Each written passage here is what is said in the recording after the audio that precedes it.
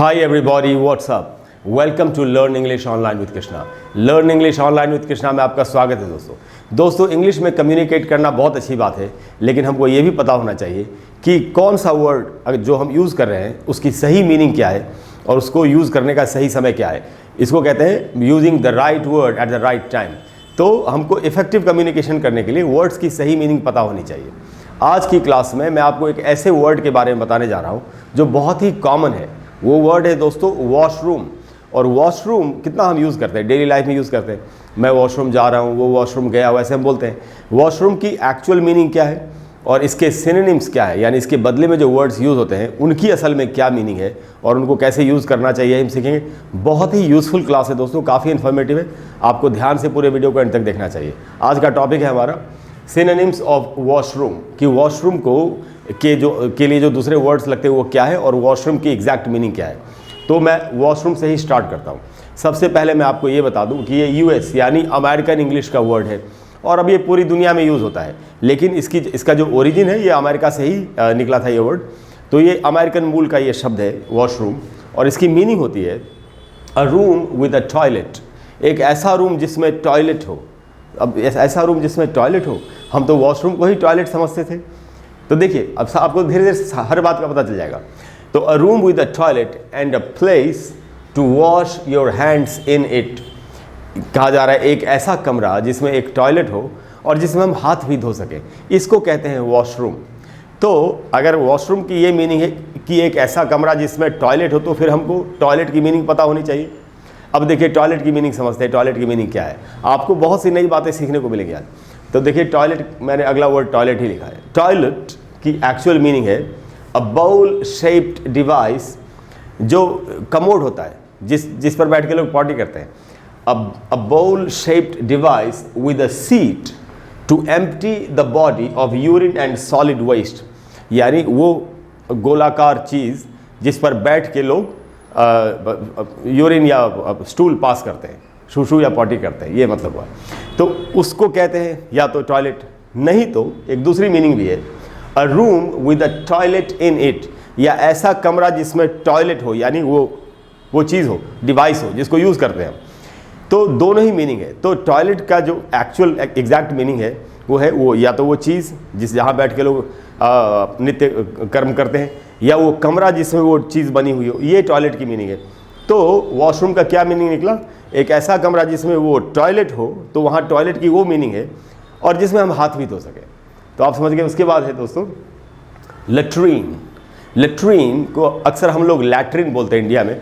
Latrine इसका गलत उच्चारण है, इसका शुद्ध उच्चारण है लेट्रीन, और इसकी ओरिजिन फ्रेंच लैंग्वेज से ये वर्ड इंग्लिश में आया था। लेट्रीन इसका उच्चारण है और इसकी मीनिंग देखिए क्या होती है। इसकी मीनिंग है अ सिंपल टॉयलेट। आपको जान के हैरानी हुई कि इसकी मीनिंग क्या है। A simple toilet such as a hole in the ground. और कहाँ पर यूज़ होता है ये, use in a military area और इन अ टेंट।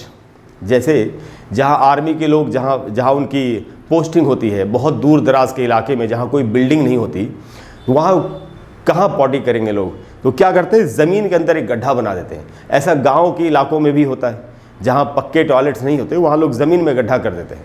या जहाँ पर कैंपिंग होती है, जैसे पहाड़ के इलाके में आप गए कहीं और कैंप में आपको ठहरना पड़ रहा है, तो कैंप के इलाके में वहाँ तो कैंप जो होता है वो टेंट के बने होते हैं। तो अगर वही लिखा है यहाँ पर टेंट, कि टेंट में तो वो टेंट तो कपड़े का होगा, तो वहाँ तो टॉयलेट है नहीं, पक्का तो है नहीं वॉशरूम। तो वहाँ लोग क्या करते हैं, ज़मीन के अंदर एक होल बना देते हैं और वहीं लोग अपना पॉटी करते हैं या जो भी। तो ऐसा जो होल ज़मीन के अंदर बना हुआ है, एक्चुअली उसको लेट्रिन कहा जाता है। हम जो हमारे घरों में जो टॉयलेट्स हैं या जो वॉशरूम्स हैं, उनको लेट्रिन नहीं कहना चाहिए। एग्जैक्ट मीनिंग जो है वो है मिलिट्री एरिया में या किसी टेंट में जहाँ पर कैंपिंग होती है, उधर जो ज़मीन के अंदर होल बनाते हैं उसको बोलते हैं लेट्रिन। और लैट्रिन उच्चारण नहीं, इसका उच्चारण है लेट्रिन। अब देखिए दोस्तों, उसके बाद है रेस्ट रूम। आपने अक्सर देखा होगा लिखा हुआ रेस्ट रूम। रेस्ट रूम का मीनिंग क्या है, रेस्ट रूम की मीनिंग होती है अ रूम विद टॉयलेट्स, एक बड़ा सा कमरा, हॉल जैसा, जिसमें बहुत सारे टॉयलेट्स बने हुए हों। और ये कहाँ पर होगा, इन अ पब्लिक प्लेस। जैसे आप किसी शॉपिंग कॉम्प्लेक्स में गए, किसी मॉल में गए, तो वहाँ पर एक बड़ा सा कमरा होता है जिसमें कि बहुत सारे टॉयलेट्स होते हैं। तो ऐसे बड़े से कमरे को रेस्ट रूम कहना चाहिए। हम एक सिंगल कमरे वाले टॉयलेट को या वॉशरूम को हमको रेस्ट रूम नहीं कहना चाहिए। तो जहाँ पर बहुत सारे टॉयलेट, ये रेस्ट रूम की मीनिंग है। उसके बाद दोस्तों लू, जैसे आप बोल सकते I am going to the loo, जैसे आप बोल रहे I am going to the washroom. अब लू में क्या है, लू ब्रिटिश इंग्लिश का वर्ड है, टॉयलेट इनफॉर्मल इंग्लिश में, जो स्पोकन फॉर्म में, जो इनफॉर्मल में, अनौपचारिक इंग्लिश में अगर आप बोलना चाहते हैं कि मैं टॉयलेट जा रहा हूँ, ऐसे बोल रहा हूँ, तो आप बोल सकते हैं I am going to the loo, या यू कैन यूज़ द लू। तो लू इनफॉर्मल इंग्लिश का वर्ड है। नहीं तो बॉग, देखिए ये वर्ड भी है, ये भी ब्रिटिश इंग्लिश का वर्ड है, बॉग का मीनिंग भी टॉयलेट होता है, और ये यूके स्लैंग है।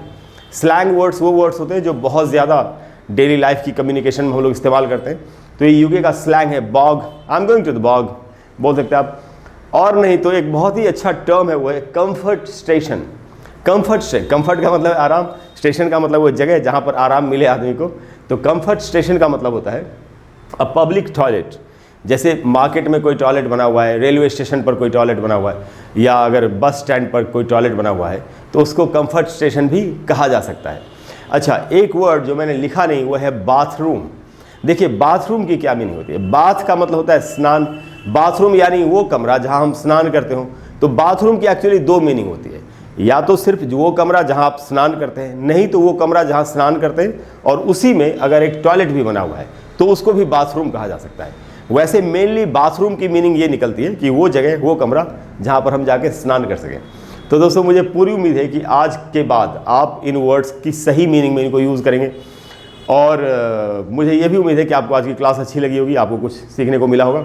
अगर आपको क्लास अच्छी लगी हो तो प्लीज़ वीडियो को लाइक करें और शेयर करें और चैनल को सब्सक्राइब करें। अगली क्लास में मैं आपको फिर से बहुत ही यूज़फुल कुछ वर्ड्स बताने की कोशिश करूँगा, उनकी एग्जैक्ट मीनिंग के साथ, या कोई भी प्रोनाउंसिएशन का टॉपिक, ग्रामर का टॉपिक हम साथ में मिल करके सीखेंगे। कोई भी अगर ऐसा टॉपिक है जिस पर आप चाहते हैं कि मैं आपके लिए एक वीडियो बना दूं, तो आप नीचे कमेंट बॉक्स में लिखिए, मुझसे मैं कोशिश करूंगा कि आपको जल्दी से जल्दी उस पर एक वीडियो बना करके दे दूँ। Thank you very much for all your love and all your support, your affection, your kindness. I will see you in the next class. Bye bye.